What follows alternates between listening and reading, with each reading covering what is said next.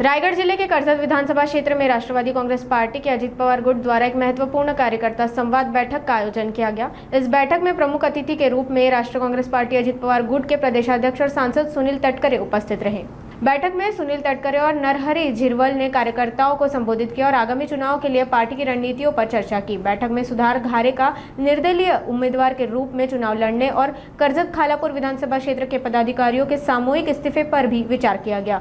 Party के वरिष्ठ नेताओं ने सभी इस्तीफे मंजूर कर पार्टी को पुनः मजबूत किया और कई अन्य दलों के कार्यकर्ताओं ने राष्ट्रीय कांग्रेस पार्टी अजित पवार गुट में प्रवेश किया। जिल्ह्याचे वरिष्ठ नेते सुधाकरराव घारे यांच्या नेतृत्वाखाली नारायणराव डामसे, त्यांचे शेतकरी कामगार पक्षाचे असंख्य सहकारी, मनसे, उबाठा या वेगवेगळ्या राजकीय पक्षातून असंख्य सहकाऱ्यांनी राष्ट्रवादी काँग्रेस पक्षामध्ये त्या ठिकाणी प्रवेश केला। प्रदेश अध्यक्ष म्हणून या सर्वांचंच मी मनापासून स्वागत या ठिकाणी करतो।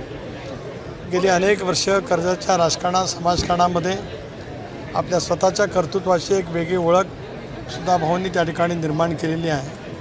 जिल्हा परिषदेचे उपाध्यक्ष या नात्याने सुद्धा या मतदारसंघातील जनतेचे वेगवेगळे प्रश्न सोडवण्यासाठी आणि पक्षाचे एक प्रमुख जिल्ह्यातील नेते म्हणून त्याने अनेक विकास कामे या सगळ्या परिसरामध्ये निश्चितपणाने आणली।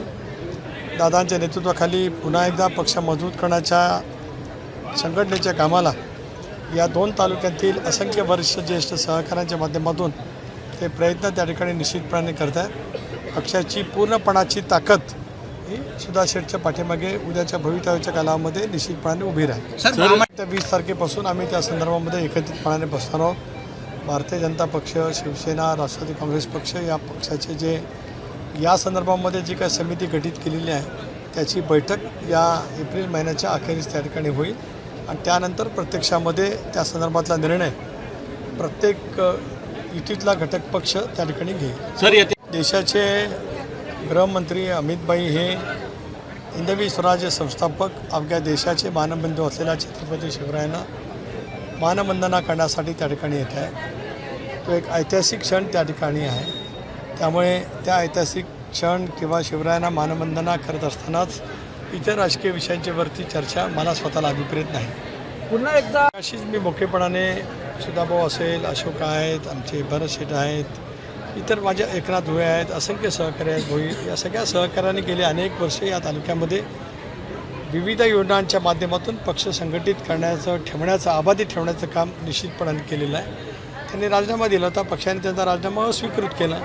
त्यामुळे पुन्हा एकदा दादांच्या नेतृत्वाखाली राज्यामध्ये महायुतीच्या सरकारमध्ये आम्ही आहोत। त्या सरकारच्या माध्यमातून या मतदारसंघामध्ये अनेक योजना आणण्याचं सफलतेने काम त्यांच्या नेतृत्वाखाली होईल आणि त्यांना आमचं पाठबळ राहील।